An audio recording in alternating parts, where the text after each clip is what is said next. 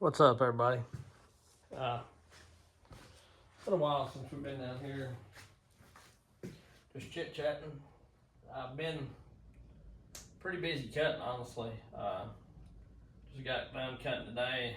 Cut a gum tree, fell a gum tree. It was pretty dead. It was probably about 28 inches on the where I cut it at, or maybe 26. I had a 28-inch bar on the Husky there, and it's all but reached through all the way. But I had to high stomach due to the fence being there. And of course I had a nail because I tried to get lower, took the fence down, yada yada yada. But there you go. So anyway, I run the Iron A-Lint saw quite a bit today, and I run the Buxton saw a little bit today, and it actually run good. The Buxton did better than I remembered, so it's a keeper for sure. And I think it'll only get better the more I run it. One thing I want to do, I made a short clip, a few days ago after I got done cutting in relation to the air filter situation on these 572s. And I had snugged this up, the air filter on this Iron A-Lint saw, pretty tight, I know. Or I know he did, whoever done it. He put grease on it, in between the rubber and all that. But when I come home, it was kind of loose. I got like a quarter of a turn out of it. And so what I want to do today, since I run it a fair bit, is check that and see if it's loosened up again due to the fact, because if it has, that could be one of the reasons that these things get a little more sawdust than normal. And now it's tight as tight can be. So, yeah, I got a little turn out of it. Not quite a quarter turn, but I don't know if that's why they come in, why they let stuff in or not, because they shake loose every once in a while or whatever. So what I'm getting at is, I don't know if all saws do it or whatever. I'm gonna check this Buxton saw as well, because I've got to have I lost my chain catch on it today. It was a Farmer Tech chain catch that comes with these West Coast saw dogs or whatever, and I've never really lost one before. But with the Farmer Tech nuts, you cannot tighten them as tight as you can with steel. They'll strip out. So I may not have tightened it enough, but I have stripped them out. So I'm not. And see, I tightened that up last night because I put grease on it, and I got a half a turn out of that. Yeah, I know I put grease on it, and I had it tight, like buried down as tight as I could tighten it. And really, I at least got a half a turn out of it, because it was like this, or a good quarter turn rather, maybe not a half turn, because that would be, yeah, so a quarter turn out of it. I got a quarter turn out of both of these. Now is that due to, is that a reason why these things can ingest a little more than I don't know. And I only run a couple tanks through them each, because I primarily ran the 500i today, and had a 3-foot bar on the 500i, semi-skip chain at first, then I went to full comp when I was ripping, and it pulled it really well, but and it had plenty of power, but it was terribly loud. And I also ran with these Husky saws, running all the Husky saws that I did at that last tree felling job. I felled 10 trees, bucked up logs, bucked the tops down to get them into movable deals or whatever. And I only used probably 3 gallons of gas, maybe not even that much. Today, before I left, I filled up that Husky tank, whatever it holds, a gallon, gallon and a half, maybe a gallon, 3/4, whatever it is. And I primarily ran just about all that through the 500i, doing maybe one tank went into this, but the rest of them I got out of my Oregon combi can. So what I'm getting at is that still, it took, like, I filled that thing up 5 or 6 times, maybe more than that. It took quite a bit of gas, is what I'm getting at. I probably run a gallon through that 500i, doing what Cutsa did, and I probably only made, you know, the gentleman already had half of the cuts made on one side of the log, so I only had to finish up the other cuts, and then I ripped some of the log down. Not a lot of run time's what I'm getting at. Maybe 2 hours run time, and it used 6 tanks of fuel, if that. You know, terrible, a whole lot worse than the Huskies, and so that's one reason why I went back to run the Huskies. A few reasons, and a couple of them's my fault, because, you know, I've got those loud exhausts on the steels. They're obnoxiously loud. They run really, really good. Probably outcut these saws, you know, or outpower these saws. They're lighter and all that kind of stuff. But the thing is, these get way better fuel mileage. They're way smoother. They're more durable feeling. You know, they're not as flimsy feeling. And they run really good too. Honestly, these ain't far behind the 509. I don't think. And so, you know, that's a big deal. What makes a good work saw is not always the fastest, loudest saw, is what I'm kind of getting at. And I know those could be quieter. It's my fault that I made the exhaust like that, or put those exhausts on them. But I feel like they run better. If I had just regular exhaust on these, on them steels, like these got just a factory open port muffler mod, I know these would be really, really close to either one of those saws, the 400 or the 500. There wouldn't be a real big difference. The exhaust helps them out quite a bit. I found that out when I was playing with 3 different covers: the Bark Box, the factory cover, the Egan straight shot, and the ones I make or whatever. And so, you know, it is what it is. They're fun to play with. They're fun to cut cookies with, and yes, I have worked them like that. But I quit doing it because I got tired of it.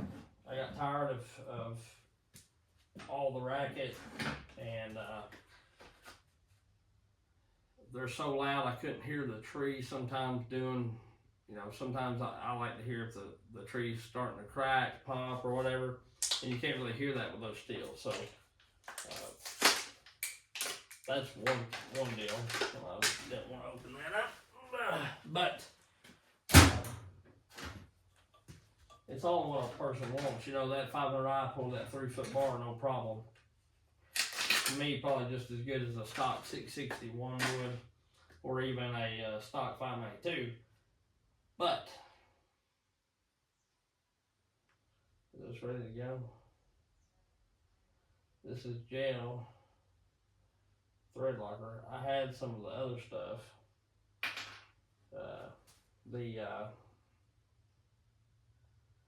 Oh shoot.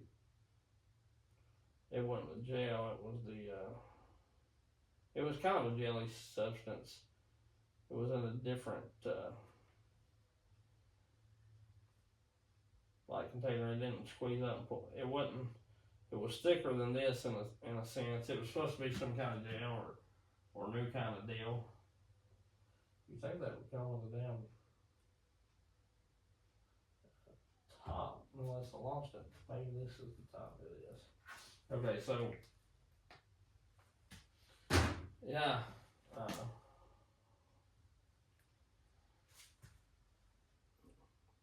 you know, I had earplugs in, and at times that 500i still was rattling my ear. You know, that to say, I guess a good work saw is whatever a person wants to use, or to me, it's a saw that runs well, gets good fuel mileage, is comfortable to run, and has plenty of power. Is my favorite kind of deal, work saw or whatever. For some other people, it may be different. You know what I mean?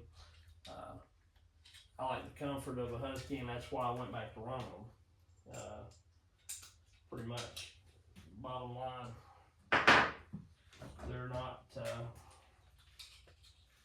The steels are all right, but I just don't feel like they're. I feel like they're more the steels I own, I should say, are more of a play like cookie cutting saw, messing around saw, maybe doing a little tree work here and there. But for a good felon work saw, firewood saw, even tree job saw that I'm wanting to run day in, day out, is one that starts back really good when it's hot. When all of them do, but it gets good fuel mileage. It ain't killing me on fuel. Like say running one whole tank on. I run one whole can of fuel out today, the Husqvarna can, and with the Huskies, I haven't been doing that. I haven't run that much. Even all the trips out there, all the 10 trees that I cut, like I say, they just have been way superior on fuel mileage. And you know, they could be,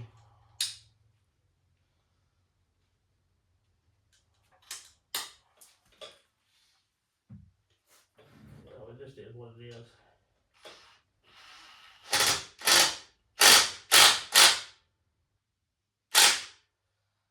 I mean, they have their faults.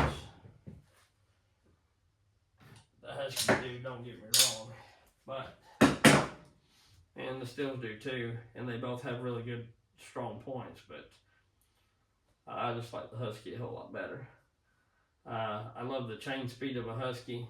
I used to love the torque of a Steel, but I noticed today, if you get a Husky ported like the 572 or the 562 or whatever, you get to keep that really nice chain speed and high RPM running, and the porter can add the torque that you need. So I don't know. It just depends on what I'm doing, I guess. But as a good all-around work saw, I really enjoy the Huskies. And this Buxton work saw, it runs better than I remembered, honestly.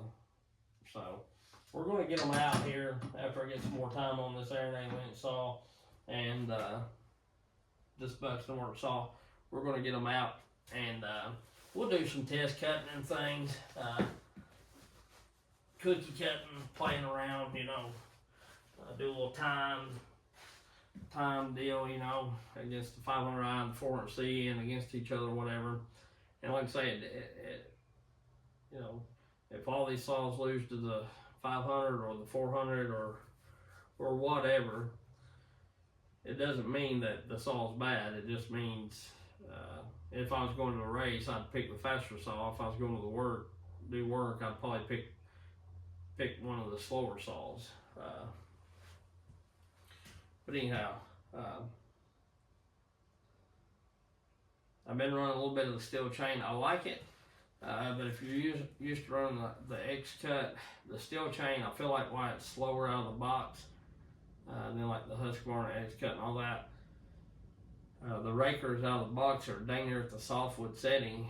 The chain's very, very hungry. I sharpened that steel chain once already on Aaron's saw, and the rakers was still below the hardwood setting on the Husqvarna gauge. So it's still hungrier than I like to run them cutting hardwoods, because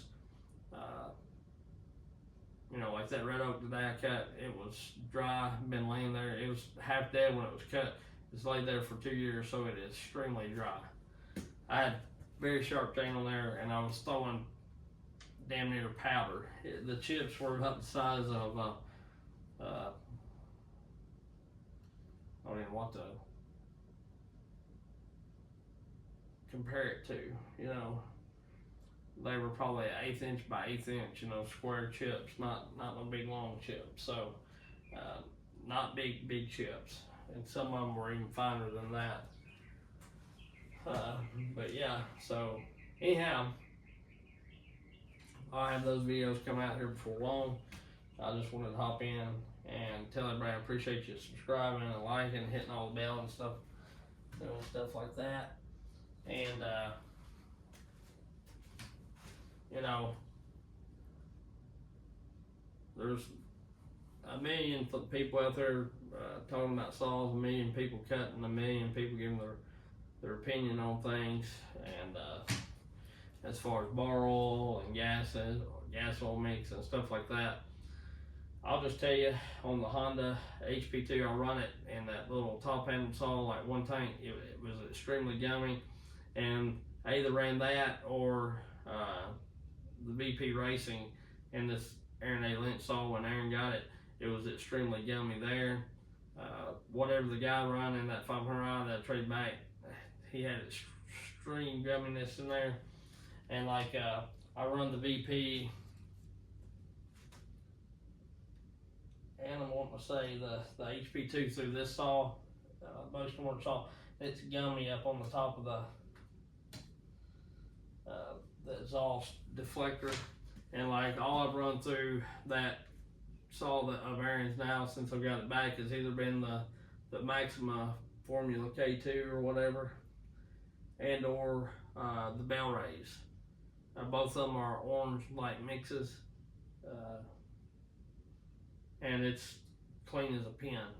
That's what I ran in the 400C, is the Maxima K2, and there is no carbon in exhaust. The carbon is slick, and it ain't shiny, of course. It's got like a little brown coat on it, but you can still see the metal. It's not a mirror finish, but it's still slick as can be, and the exhaust is got black on it, but it's no buildup. It's just like a black film, no carbon buildup. So no smudgy stuff like this, or like what I've seen in my 500i when I got it back, or that 540 Mark II. I only ran one tank through it, and it was, I'm pretty sure it was on HP2. Gummed it up really bad. I'm not saying it don't lubricate, but I feel like in a chainsaw, or maybe me mixing it the 40-to-1, maybe you should have mixed it 50-to-1, was extremely gummy. And as far as bar oil,